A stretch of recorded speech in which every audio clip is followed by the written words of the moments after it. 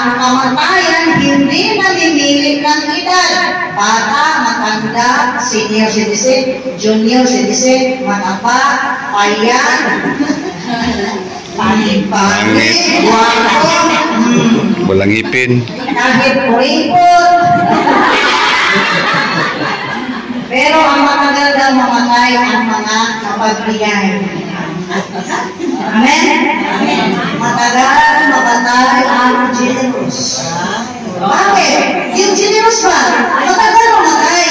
Kasi ang Panginoong Diyos ang maghanap ng paraan para kahapon buhay marami ka pang matulungan. That's why, again, in the Catholic Church, the burial of the dead is a charitable works of mercy. Amen. Nakikiramay tayo.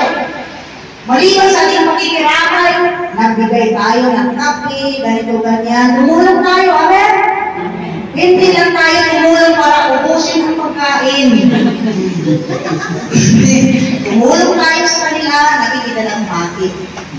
Because whether we like it or not, this is their time now.